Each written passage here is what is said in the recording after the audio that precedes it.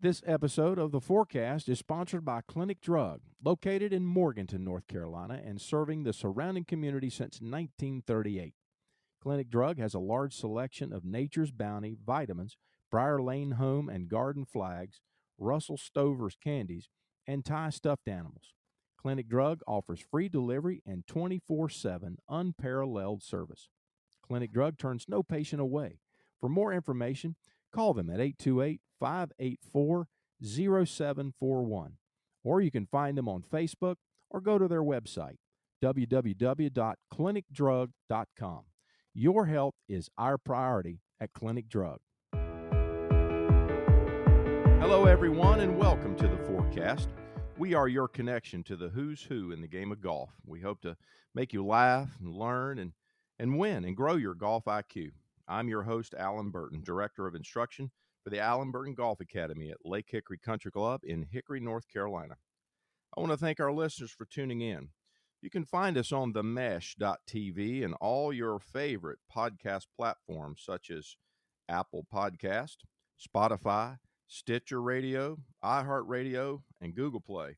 Be sure to check out all the other shows on themesh.tv, and they're all produced here in Western North Carolina.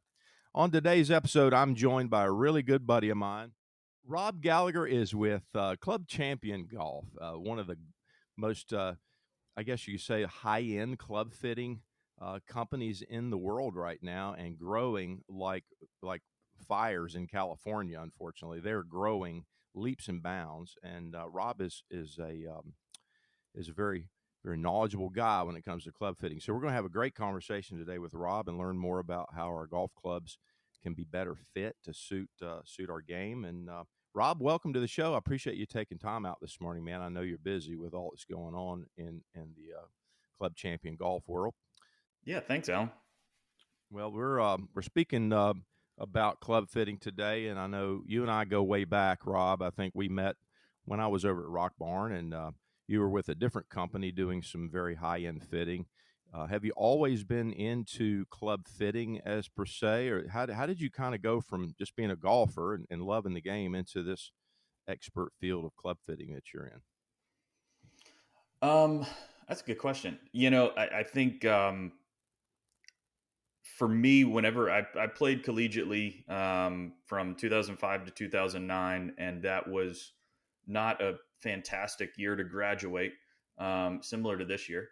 And for me, I just knew golf. I played, like I said, played Division I golf, and immediately had the opportunity to go work at a small kind of family-owned custom fitting studio right outside of New York City, and had the cool ability to work with TrackMan, to work with SST Puring, which is, kind of a way to make sure that the shafts are performing to their peak potential, to learn how to build golf clubs. And that was really, really cool. And for me, it was just going to be kind of a quick place to work for a little while, make some ends meet before I could get a big boy job and, go work in the real world, as they say, I guess. Right. And turns out I loved it and was really good at it. And so, after a year of being able to learn how to build golf clubs, which I think was an interesting thing that my boss at the time kind of made me do.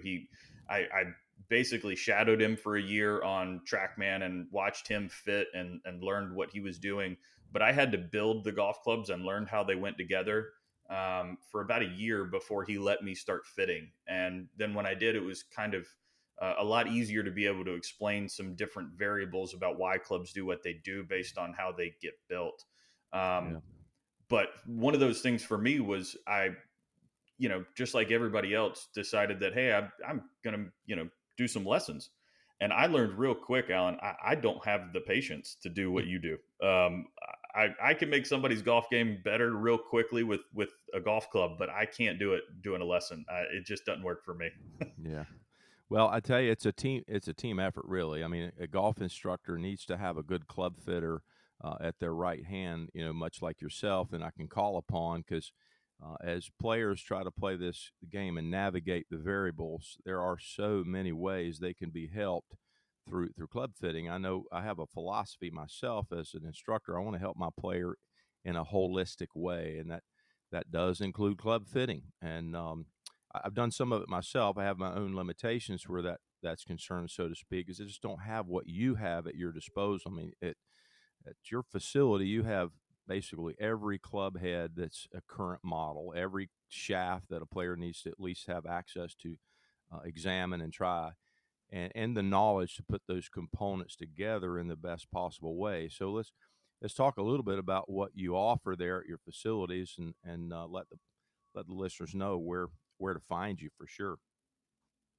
Yeah, so Club Champion is we we're the number one fitter out there, and that is a lot to do with how many demos that we have, as well as how many locations that we have. Going back to a little bit of the history of it, whenever I started with Club Champion, this was in 2016.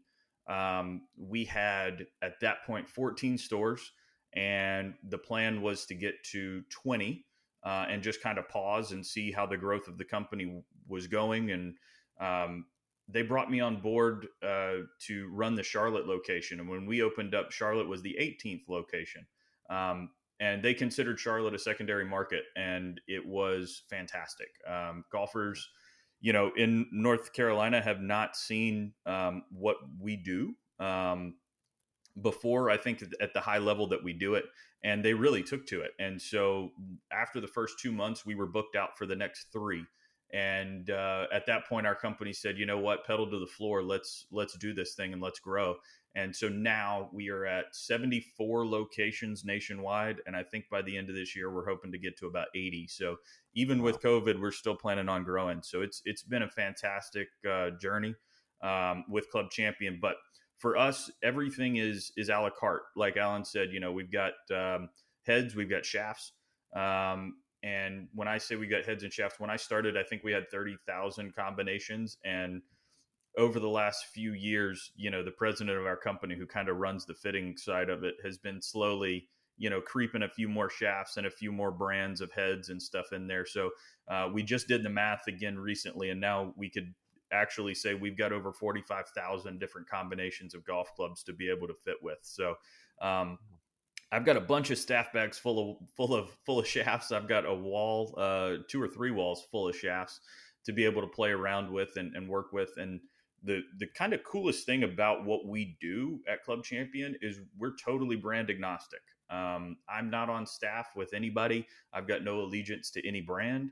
My goal is to get that golfer to play whatever works and play better, right? So I think it's probably the same way with teachers as well. The teachers that maybe sometimes subscribe to just one way of teaching, right?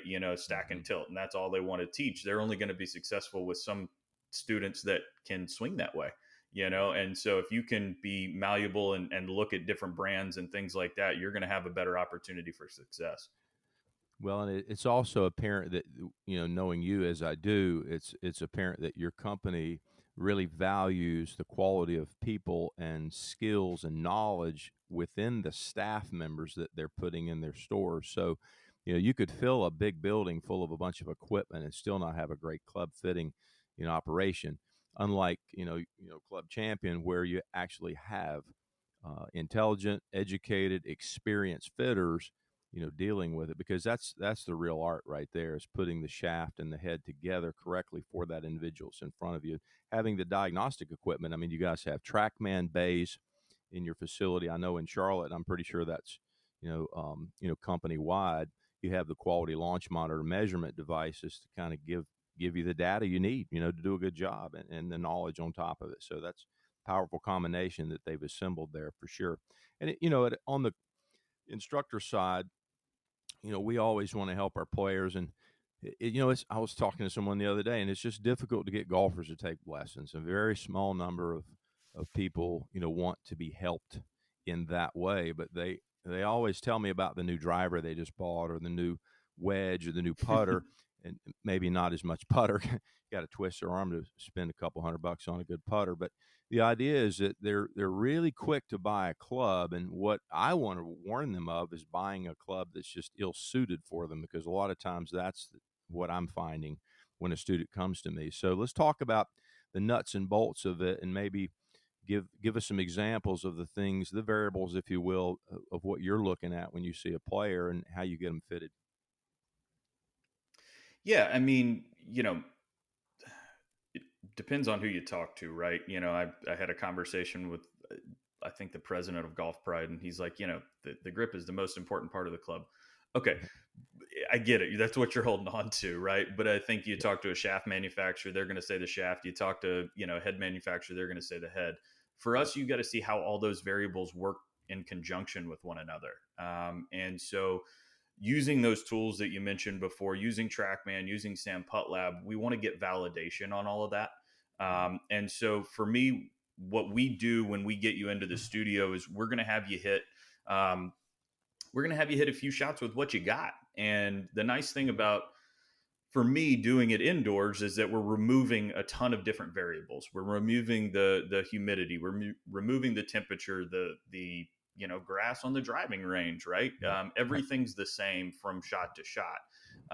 And so we're kind of fitting you in a vacuum. So apples to apples, we're going to see, what does your driver do? And then once we are able to combine different heads, different shafts, figure out what is this driver going to be able to give you. And then at that point, the unfortunate part is, how much does that cost, right? And where do we go from there? But hitting on your point, I agree with you. I think I've seen over the years that people will continuously just buy new product trying to find it. Mm-hmm. And they look at it as an investment, but they'll play that club for 2 weeks and they never got fitted for it. And then they're like, oh man, I'm going to go trade it in online. Yeah. And I've heard the thing before that's like, man, that aftermarket shaft is pretty expensive. And I get that. But I've had the same aftermarket shaft in 3 different driver heads over the last 10 years. So for me, it was an investment because I know that it worked. Mm-hmm. And so when players come in, we're going to be able to have that information. I had a gentleman that came in the other day. I fit him back in 2017 when we first opened. I think I got him into the original Epic driver. And we went through it. I couldn't beat it. I mean, this is 3 years later, 3 years newer technology. I still couldn't beat what he had gotten fitted into 3 years before. Yeah. And so at that point, it's like, kind of paid for itself a little bit. He was that guy that continued to buy new drivers over and over and over again. So for me, it's not about trying to get sales all the time.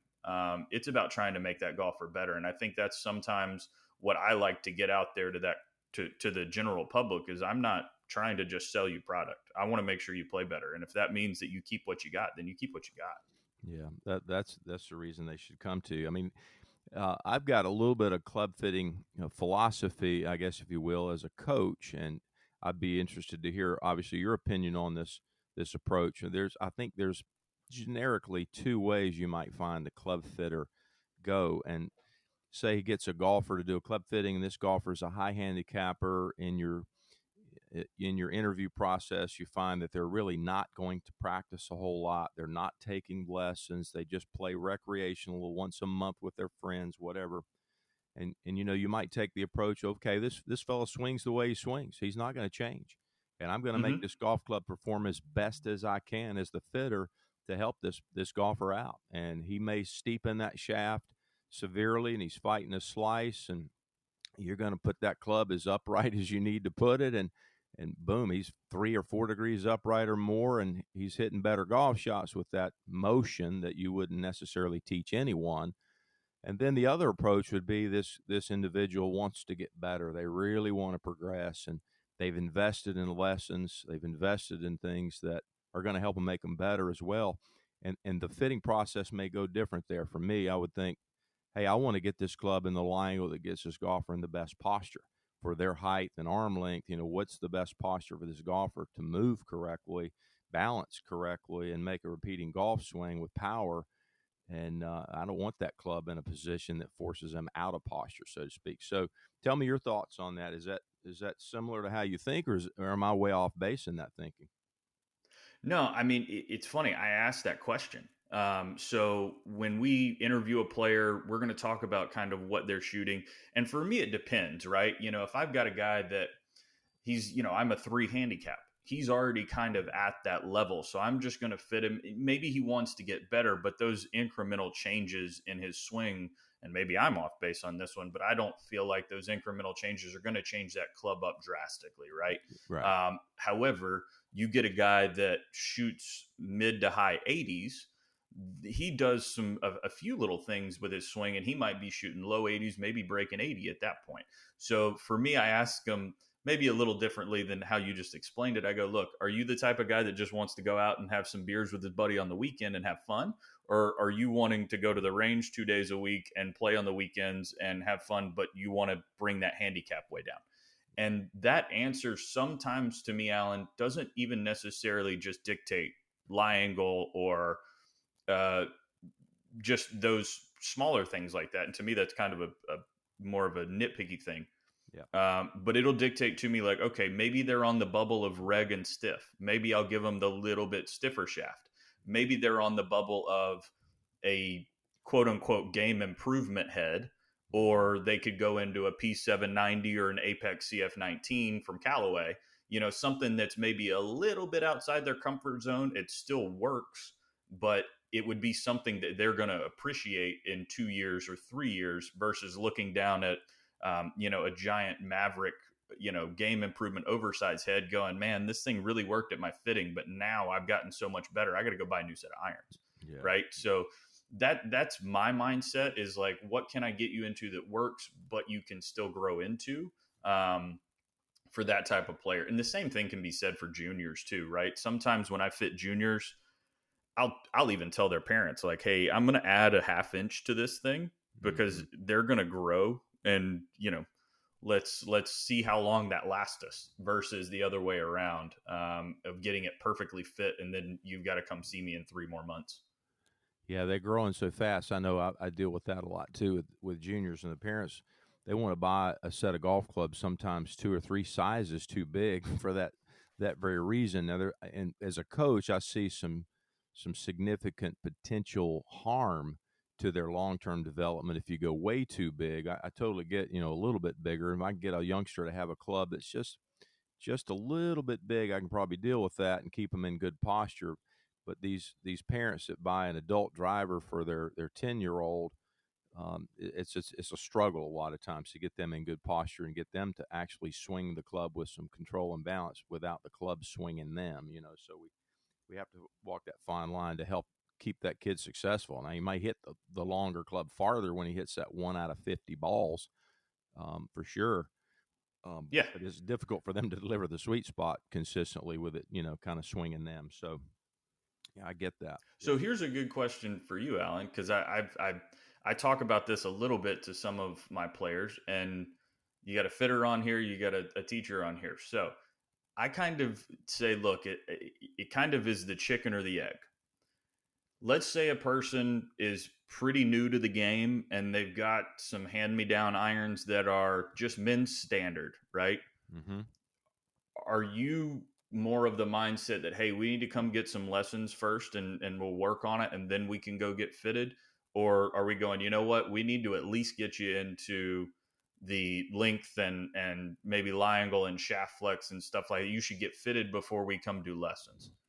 Well, I'm like you. I realize that the proper fitted golf club is going to help the golfer. So if they have a club that's way out of bounds, so to speak, in terms of fit for them, I would certainly encourage them to get a better fit golf club, to take up the game and enjoy it. I mean, certainly if they're in the realm of reasonable fit, it would just be a topic of conversation and say, hey, the club's a little heavy for you.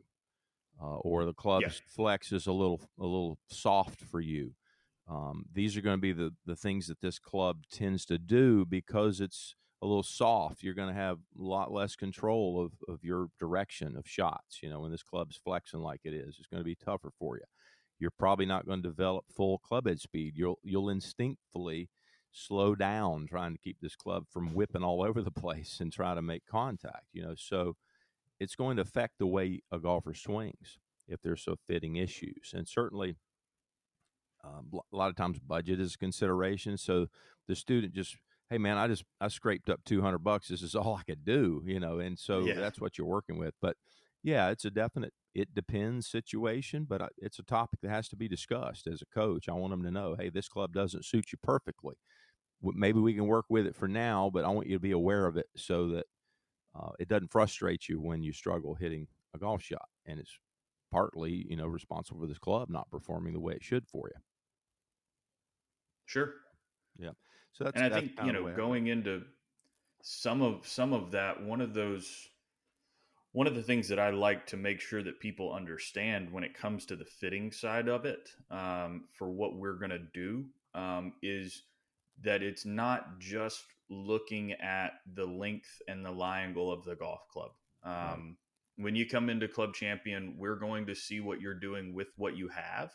And there are, from an equipment standpoint, shafts are going to range anywhere from 40 grams all the way to 130 grams, or 132 grams is the heaviest shaft that I have, right? Mm-hmm. So to think that the golf club that you have in your hand is going to be absolutely perfect for you is a little naive. And very rarely, I would say to almost never, have I had someone walk in the door and me go, dude, this thing is absolutely perfect for you. We just need to nip off a half inch and change that lie angle 1 degree. It Right.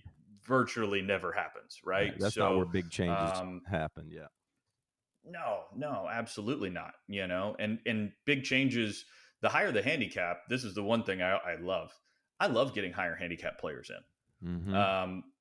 I had a higher handicap player that came in on Friday, and he goes, I really just feel like I need a new driver. He hit his driver. I think the launch was 10 degrees, and he hit up on it 4 degrees, Alan. He had like 1,600 spin. Wow. And he flew that golf ball 165 yards. We got him into a slightly lighter golf shaft in a 10.5 degree head, and he was swinging at 10 miles an hour faster by the end of it and was flying at 230 at the end of it. And I was like, this is the greatest, jump in distance that I've ever had. I Yeah. took pictures of it. I was so happy. And then you get tour players, and they pick up 7 yards, and they're like, man, this is awesome. So Oh yeah. it's sometimes you get a better player and the gains are marginal. And to me, that's not quite as fun as when I get a higher handicap player and we see these, 80-yard distance gains. Yeah. Well, I know for me, years ago, I used to have a little retail store in Charlotte, and I got into the club building aspects of things a little bit at that time, and it was fascinating to me to see how a stock graphite shaft from a major manufacturer could have so many um, slight differences from one club to the next, even if it was marked as the same shaft and flex. For instance, I had Mm-hmm. a golfer come in and bought a driver. I won't mention the name of the company because it's probably across the board at this time in the 90s with graphite shafts that were stock in drivers. But he really enjoyed this driver. He hit it so well. He said, man, I love this thing. I'm hitting this thing so good. I think I want to buy the 3-wood and the 5-wood to match this driver. So, logic would say you'd go over and you'd find the exact same flex that his driver was, and you'd purchase a 3-wood and the 5-wood, and you're good to go. Well, that's what he did. He came back weeks later. He said, "Man, I'm just not hitting this 3-wood and 5-wood. I've got a lot of hook on the ball with these fairway woods, but I'm still hitting my driver good. Can you come and take a look at me?" So back in the day before launch monitors were the norm, I had nothing but cameras and my eye to watch what he was doing, and kind of things looked pretty good for me with his setup and with his path and face. What I could tell at that time, I could not put a finger on why he was hooking the ball more Yeah. with 3-wood and 5-wood. So I go back to my golf shop where the only technology I had really back then was a swing weight scale and a frequency analyzation tool that would measure the frequency of a shaft. So I said, well, let's measure what I can measure. So I measured frequency. Well, the driver was I believe it was a firm flex, and it was about 256 CPMs. The 3-wood was about 249, and the 5-wood was about 251 or 2. It was like, wait a minute, I'm not a rocket scientist, but that doesn't seem right.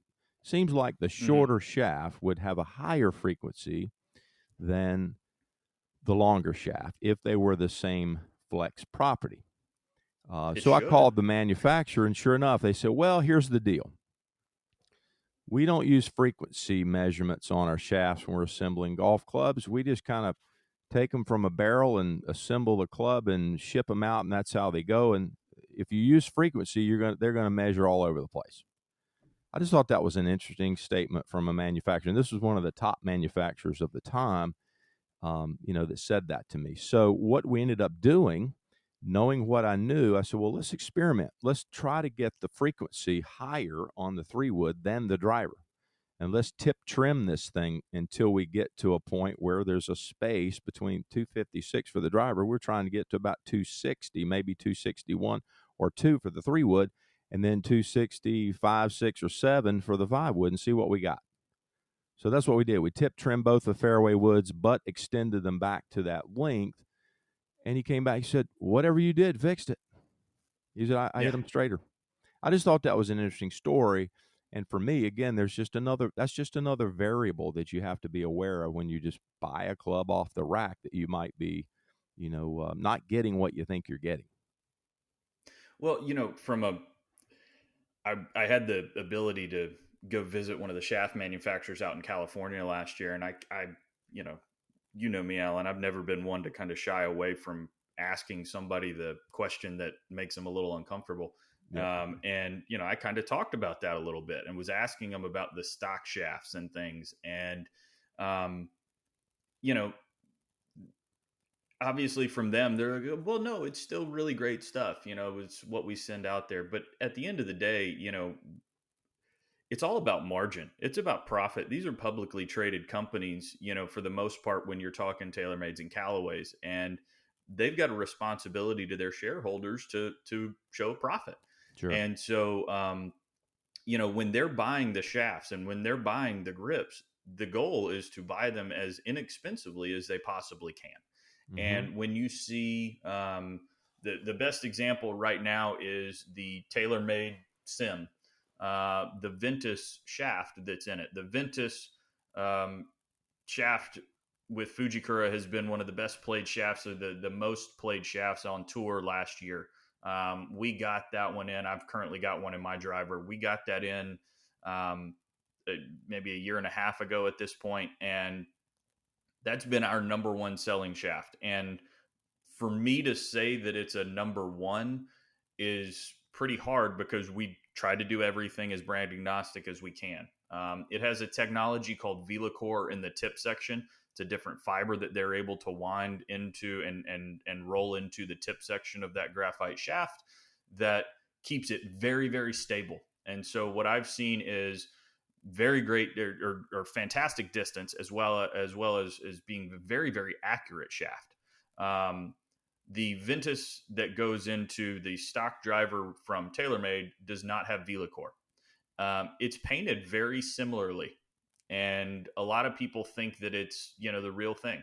The real thing is a $400 shaft. Right. It's expensive, but it performs very well. The shaft that goes into the TaylorMade product, if it was a $400 shaft, that driver would not sell for $500. There's just no way it could, right? So they want to make it seem like they're adding value with that shaft sometimes, but really they're buying that shaft for $2-3, and it's kind of a watered down version painted similarly. And so that you're going to get a lot of inconsistencies with stock shafts for sure. Yeah, even back then, I was getting a box of maybe 50 shafts. If I got a box of 50 iron shafts, maybe a very popular iron shaft in steel, the weight range of those shafts had a variance. You put them on a scale and you go, wow, they all just don't weigh exactly the same, do they? They had different frequencies, tested in their raw form with a 200-gram weight on the end of them, and they all had slightly different weights.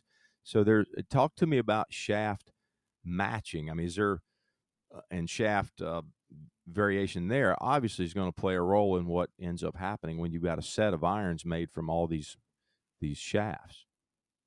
Yeah, I mean, I think the nice thing, and I'm going to give the shaft manufacturers some credit here, is the tolerances have gotten a lot better, especially when you're talking about aftermarket shafts. We do not frequency shafts with Club Champion. We could, but we and we've got the ability to, we've got the frequency machines, but it's really not been something that's been super important, because I feel like sometimes people get stuck on a certain number, and when you frequency, there's so many different variables. Right.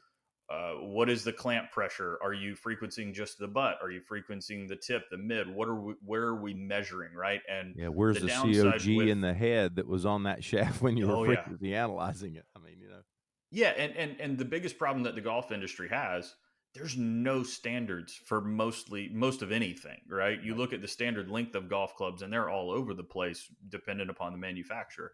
right. Um, but for me, when it comes to matching, and this is, to your point, you said earlier, logic would dictate that we would just do the same shaft in those 3-wood, 5-wood. What I have found is probably 98% of the time is the same shaft in the fairway woods does not work as the driver, right? Mm-hmm. Typically, the driver, I'm looking for, lower spinning. I'm looking for stability. I want to go at this thing. And the 3-wood is a slightly different swing, right? If we're going to Mm-hmm. get, a little bit deeper with the TrackMan numbers, I deal with the driver. I want to hit up on it just a little bit, right? Mm-hmm. If I can hit up on it, I can launch it higher with lower spin. I'm going to get some really awesome carry. I'm going to get a ton of roll. With a fairway wood, if I hit up on it, that margin of error is really small. Mm-hmm. So, You're going to top ideally, it a I'd want to lot. hit down on it a little. Yeah. Yeah, exactly. You want to hit down on that 3-wood just a little bit. So typically, I'm going to want a slightly stiffer tip section in my driver to keep that stability and to keep that spin rate down. And then in my 3-wood, I want something that's just a little bit softer in that tip section.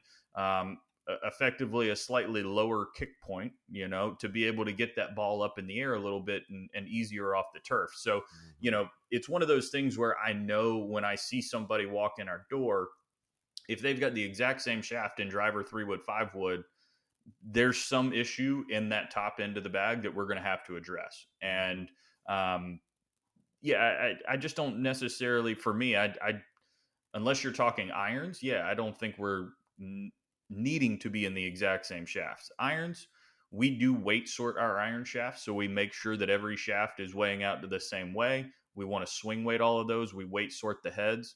I've had players that have called us up and gone, "Hey, I got my custom built set. I'm playing really awesome with it, but somebody asked me, they took a look at my pings, for instance, and they said I had different serial numbers on different heads."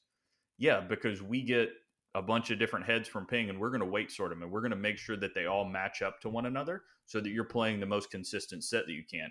Just because a set of heads that came from Ping all have the same serial number doesn't necessarily mean that they match up to one another, you Yeah. know?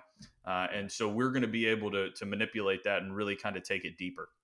Yeah, you're basically doing what a tour player is having access to in terms of their club fitting for the recreational golfer. The golfer is trying to become a better player, and you're just doing those things that are available to them to help them with their equipment fitting. And I mean, it's not normally 100%. available unless you come see you guys for that level of fitting. So 100%. I actually had a tour player that came in, and I looked at him and I said, hey, it's a pleasure working with you. I don't understand why you're here. yeah, And I said, you've got access to do it out on tour. And he goes, well, I'm on staff with so and so company. Um, I have to hide from my rep to go see to go see company B rep. And then I've got to hide from both of them to go see company C. He's like, I can just come see you for a few hours and just get it all done with.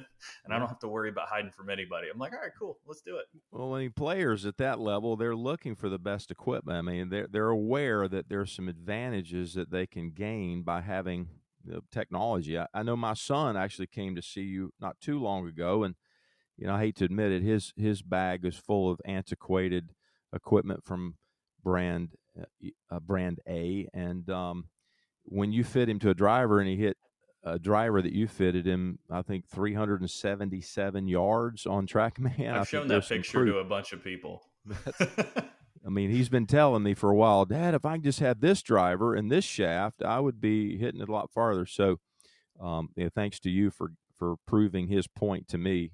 I knew it was true, but Yeah, I'm no longer sponsored by Brand A myself, so it's the way it goes. But yeah, there's a lot of technology out there, and even the pros are aware of it. I used to be around the Champions Tour a little bit when I was over at Rock Barn teaching, and those guys were back and forth to the equipment trailer all week, changing shafts, grips, heads, whatever they thought was going to give them that next accuracy or a couple more yards or whatever it was they were looking for. So it's there. You just have to be willing to, as I say, go down the rabbit hole and find it. I want to speak to a moment about my sponsor. My sponsor is really, really, really great guy. I want you to all go see Jeff Zarkowski at Clinic Drug over in Morganton. You're from Morganton, Rob. You know how good Morganton is. This guy's Oh yeah. amazing. He really has a great drugstore over there. So let me just give you a personal recommendation. Go see Jeff because your health matters at Clinic Drug. Thanks again to my sponsor. Tell us about growing up, Rob. What was the first day you got into the game of golf? And going back a little bit, I know, but were you an athlete and played a lot of sports, or just golf? Tell us about growing up and how you found the game. It's funny. I played a lot of baseball growing up, and got on the middle school team, and it was very talented. A lot of really good players. I know a lot of the guys from that middle school team actually went and played collegiately baseball, but I rode the bench. I was good enough to be on the team, but not good enough to play all the time. And you know, ended up going after that year. I remember you've played at Silver Creek, I'm sure. I I haven't. remember. I know it Have because you I see not really? videos of my students playing there, but I've not been up there yet. Super hilly. And I remember this was in middle school. Me and my buddy, it was the last day of school, and we hopped in the car, and he was like, his dad wanted to go hit golf balls at Silver Creek, and he convinced us to go with him. And so we went to hit golf balls, and just off the back of the ninth green to the left side of the range is a pond. And me and him started, we bet each other $1 that we could get it into the pond. Looking back at it now, it's only like 140 yards away, but we were wailing at drivers to get the golf balls to go into that pond. And I think I won the dollar. And then from that point, I was like, you know what? I'm going to play the sport that I can get the praise if I do well, and I, take the heat if I don't. And Yeah. so, golf for me was one of those things where you get out of it what you put into it. And so I've Yep. kind of stayed into it since then. Yeah, I was kind of the same way. I love baseball. I was playing baseball, and it dawned on me because I had taken up golf at 11. I was playing baseball at 11, 12, and 13 along with that. And it dawned on me one day that in golf, you don't have to run laps around this big old baseball field. You can walk. And I thought, I kind of like walking better than running these laps. And the other fact, as you mentioned, baseball was I could have a great game, hit 2 home runs, throw 2 guys out at second trying to steal, and we lose 12-7. And in golf, it was kind of up to you. If you played well and you practiced and prepared, you could really do well. And if not, it was all on you. So it was kind of similar for me as well. So, Yeah. in trying to move this club fitting topic into something else, talk about how the bag is kind of considered, and um, how do you advise a player? Okay, well, I get 14 clubs. The rule says I can have 14. What 14 do I need once I get them all Hmm. fitted to me? What's the makeup of my set, and how do you approach that? So, that is a question that nobody's asked me, and I really love that question. Honestly, one of my big numbers that I look at is land angle on TrackMan. So land angle is the angle that ball comes into the turf, right? Yep. To me, that's a measure of control. And so a lot of what I'm doing at the top end of the bag is going to be looking at um, a little bit of distance gapping, but also that measurement of control, right? So Yep. how is that golf ball coming down? So when we fit a 6 iron, that's what we use to fit our irons with. 45 for me is my magic number. If you can hit a 6 iron and it's landing at 45 degrees, then I am comfortable with you ordering a 5 iron. If it's a little bit higher than 45 on that 6 iron, I'm probably comfortable with you hitting a 4 iron. But Mm-hmm. let's say that 6 iron never, or barely gets above 40-degree land angle, then that 4 iron's probably going to land the exact same distance as the 5 and just roll out a little bit further. So to Yep. me, it's a waste of money. Um, so I'm always looking like driver 32 to 38 is my ideal land angle number, and that's just telling me that I've hit the right launch and spin. With a fairway wood, I want it to be high 30s, low 40s. With hybrids, pretty much the same kind of thing, or at least the 3 hybrid that we measure with. But the 6 iron, if that 45 number, again, it's my kind of golden ticket a little bit. It'll tell me where we need to be from a bag makeup wise. So I had a gentleman in last week. He was asking the same question. He walked in with a driver, a 3 wood, a 3 hybrid, and then 4 iron down. He walked out with driver, 3 wood, 5 wood, 4 hybrid, 5 hybrid, and 6 iron down. Yep. Because there was no way those other. He was like, "Yeah, my 4 iron just helps me get under trees." And I feel like a lot of times when you go to some of the big box stores, they'll say, "Hey, what do you want?" And that's not a question that I necessarily want to leave to my players unless they're a very, low handicap player and they know what they want. Yeah. And I agree with it. If I don't, I'll tell them I don't really agree with what you're thinking. But, Sure. I like to look at some of those numbers and explain what my rationale is as we go through it. Well, no, I'm glad you said that because that concurs with my thought process as well. When I had a number of college players and have them on TrackMan, a lot of girls, they're really good players. They hit the ball so good, but they have trouble with their lower club head speeds with their launch angles and their descent angles. And so when they get down in that 5 iron, 4 iron, and, definitely not going to be able to hit a 3 iron typically and land it at an appropriate angle. I say, you're not going to be able to stop that 4 iron on a green. Let's say you have a front pin and your 4 iron yardage and that green's hard as a brick. How's this going to go for you? It's going to land. If you land the perfect shot at that pin on a firm green, it's going to roll off the back of the green, descending at that shallow of an angle, So it's a useless Absolutely. golf club for them at that point. It's useless. Yep.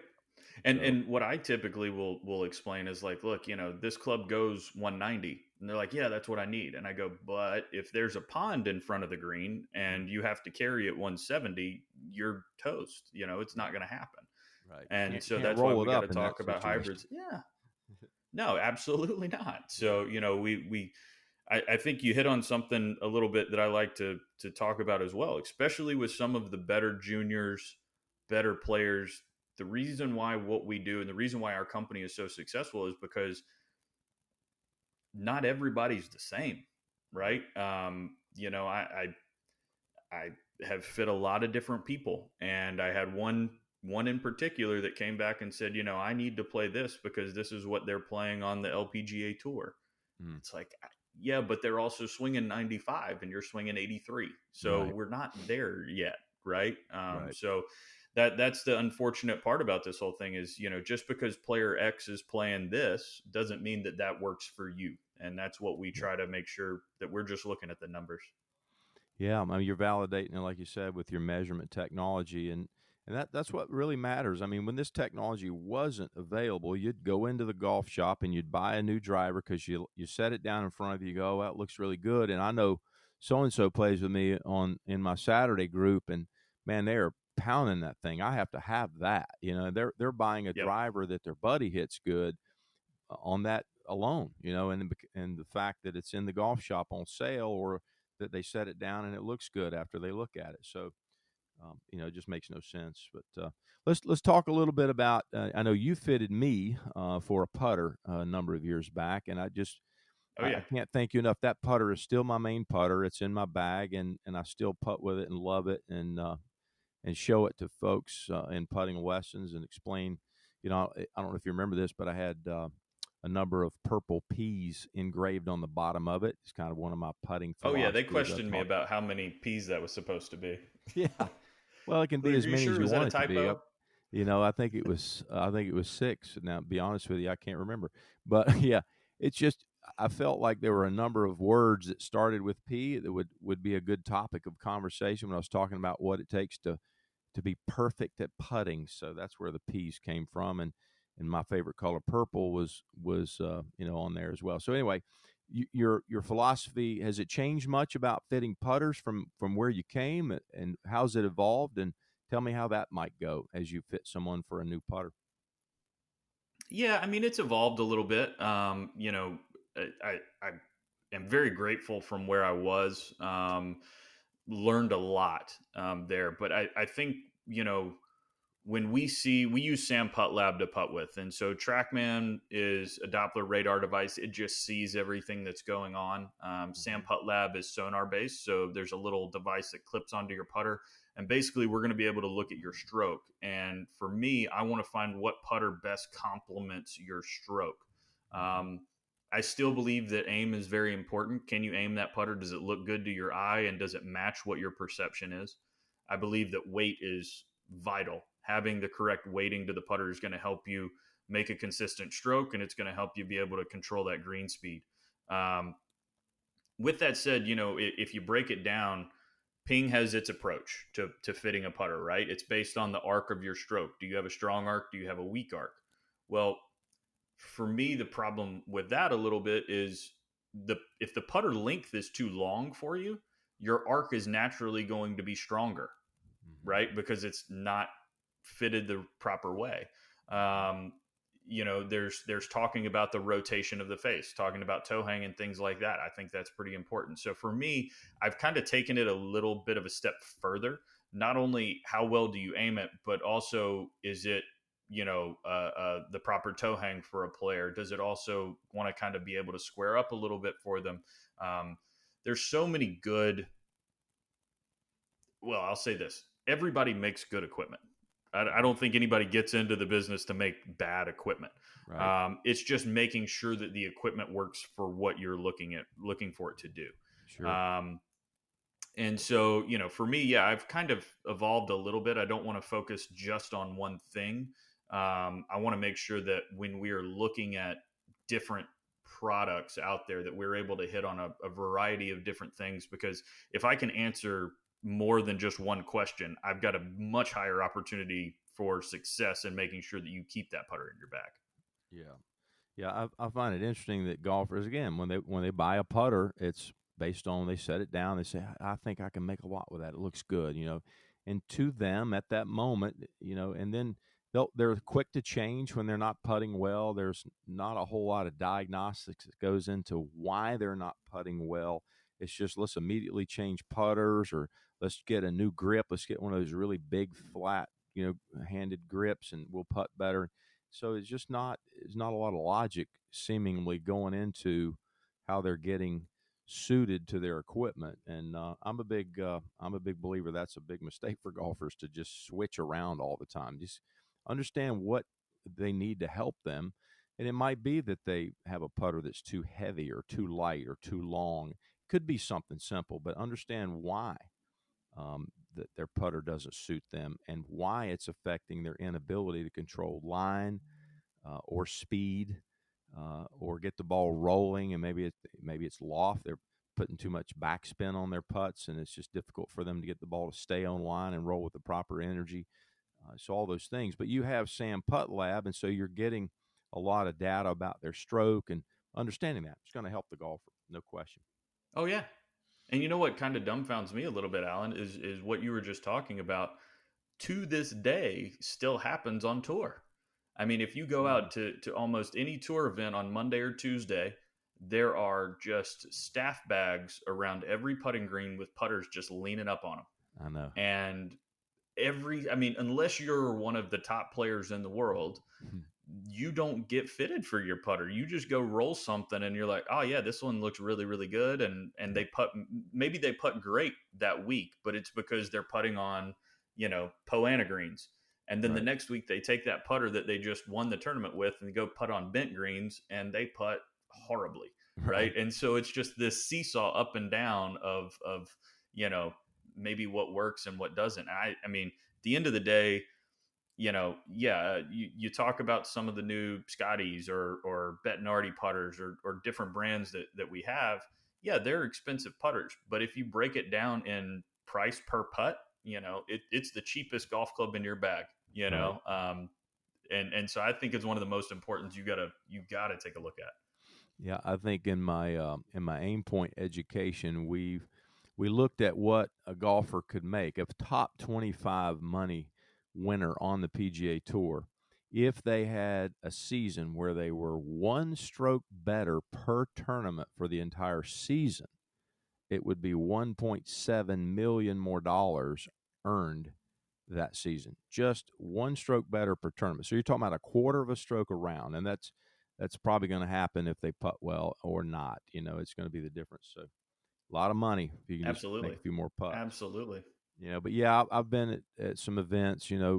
Used to be web.com and now it's the Corn Ferry. But I've been at some events with players, and I can't tell you how many times they'll walk by the bag where all the putters are leaned up on the putting green and just stop and take a look and Christ, leave that thing alone, man. You've got one in your bag we need to work on. Don't be a guy that looks like he's going down the aisles of a trade show looking for free candy in the bowls on the table and just grab everything out there that's free. It's like, no, leave it alone. Yeah. Yeah. No. So Absolutely. hard to do. I like to test players just to see where they are with their skills. What is it you're struggling with? Is it line? Is it speed? Is it your green reading skills? What is the issue? And then we'll talk if the putter's going to help you there. And certainly it can. And in a lot of cases it will when it's properly fitted to you. Yeah, that's crazy, man. That's a And I lot of think great over the information. years, I'm sorry. yeah, I think over the years, I've seen players that will start to adapt because they have the wrong putter. Sure. Right? We're all athletes, so we want to try to figure out how do we fix it. So let's say you constantly pull everything to the left because your putter doesn't have enough toe hang, or you aim it improperly, or whatever the problem may be. Oh yeah. I've seen people will that literally can't see anything anymore, and don't know how to read a green, and they'll underread everything or overread everything in order to compensate. Right. But and I know you've seen that with aim point, but it's an interesting one. I think you get fitted to the right product, putter, whatever it may be. I think everything starts to get a little better. It's easier to be able to do the instruction and go from there.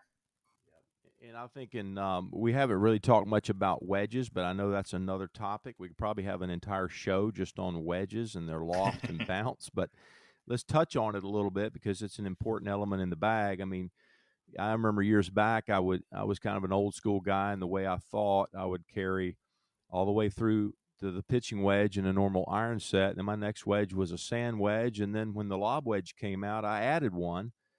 But the gap wedge was one of those interesting clubs that I just steered around for a long time, and then eventually said, "What are you doing? Put a gap wedge in Mm-hmm. your bag and gap your wedges. They're the most important clubs in the bag for scoring." So I know that was a big change for me, but it just opened up the door of consistent wedge play for me. And I know players now, they have their own philosophies about it, but wedge fitting is really really significant for a golfer to score. It's probably second after putting and driving. You got to have proper gapping, but you also need to understand those lofts and how they're going to gap the clubs and those bounces and how that's going to work into the ground when you're hitting different pitch shots and bunker shots around the green. So let's just touch on that a little bit for the listener. What do they need to pay attention to when selecting lofts and bounce combinations? So, I mean, for me, whenever I'm fitting a wedge, um, this is probably the one golf club where I give the client a little bit more freedom in telling me what they want, versus some of the other clubs, mainly in look and feel. I feel like if you don't like the way a wedge looks, then it's never going to work for you. I grew up playing Vokey wedges, Cleveland wedges at that time when Roger Cleveland was designing them. To me, they look very boxy, and I don't like that look. And to this day, the Callaway wedges now, since he's designing those, they just don't match my eye. Yeah. So I want to make sure that a player likes the way that a wedge looks. But bounce is your resistance to digging, and you know I hear sometimes, well, okay, well, I need more bounce if I'm playing soft conditions, less bounce if I'm playing, harder conditions. Yeah, I mean, it depends. You're not changing your swing. You're not changing your angle of attack. You're not changing your shaft lean. So I think you need the same kind of bounce. Width on the bottom of the golf club, though, I don't know if I can over bounce somebody as far as that angle is concerned, but I can over width somebody in a hurry. Mm-hmm. So to explain it to people, the Vokey K grind. It is an awesome wedge to be able to get out of a bunker. It's an awesome wedge to hit a straight face shot from a fairway. But if you try to roll it open, since it has that extra width and you're trying to hit a flop shot, that trailing edge is going to lead or going to pop that leading edge up off the ground. Right. And you're not going to be able to hit a flop shot very well. And Certainly so not off a tighter lie. to Oh, Lord, no.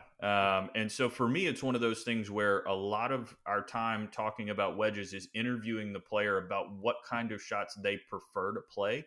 Mm-hmm. I grew up playing at Mimosa Hills. So honestly, Alan, I do not know how to hit a bump and run shot. Yep. Do not have that touch. I hit a flop shot pretty much everywhere. And so for me, my 60-degree wedge is what I play around the greens. I've got a fairly high bounce, but I have a lot of relief off of the back to be able to roll it open and play whatever kind of shot I want Mm-hmm. to. So we really want to get into what does the player prefer to do, and then we're going to figure out what kind of bounce angle they need in order to be able to have the best turf interaction possible. Yeah. Well, that's critical information. And most of the time when I start this conversation with my golfers, the term bounce is just so foreign to them. They really just don't have an awareness of what that's referring to, and it's a difficult concept for the recreational golfer to understand. But it's a very important aspect of proper fitting, um, for players. So they need to come see Rob Gallagher over at Club Champion Golf and get all the answers. Rob, you've been great today, and it's been awesome to have you on, man. I miss you. I wish I could see you more often. You're down there in the busy world of Charlotte now. You're not up in the foothills of North Carolina where I am. But let's do some rapid questions real quick as we wrap up here today. Just some questions that I asked Sure. my golf guests. And so, how many hole in ones you had as a golfer? Just one. One. Wow. I'm glad I didn't go back to the cart and get the 9 iron instead of the 8. What's your favorite golf course? Oh man. I got to play Torrey last year. Torrey North, actually. That one was a lot of fun. The South Yeah. course is where they do a lot of the stuff, or where they play 3 out of the 4 rounds. But I actually enjoyed the North course a little better. Oh, so what's your favorite Masters sandwich? Ooh, the pimento cheese it's just a classic. Yeah, I'm with you on that one. Uh, have you ever broken a golf club in a fit of anger? I mean, that's the multiple. I don't remember how many. That's what got you into club fitting. You learn how to change your own shaft. Yeah, I tell you what, the second one that I did, and I found out how much it cost, that it stopped real quick. yeah, yeah. I remember that one myself. Um, the best perk in your current job? Um, there's some good discounts every once in a while. The downside is that I never get to play anymore, so I don't really get to use them that often. Yeah, yeah, man. I resemble that remark for sure. Well, man, that's been fantastic, Rob. I want to encourage all my listeners to come see you at Club Champion Golf. I know they'll have to call and get an appointment down there. Give us some information on how to get in touch with you and where they can find information just on Club Champion Golf. Yeah, best thing, clubchampiongolf.com. Go online. You can book the appointments directly from the website. Get any info that you need. The nice part is, again, we're growing. So we're down here in Charlotte, but we just opened our Winston-Salem location right at the Haynes Mall as well. So we've got places all over the country. And if you're listening from all over the place, hey, check it out. There's probably one near you as well. Very good. Rob, thank you again so much for being with us. You've been listening to Rob Gallagher talk about getting the proper fit in your golf bag. Listen, I encourage you to do that and do it with Club Champion Golf if you can find one in your area. If not, look them up online at clubchampiongolf.com.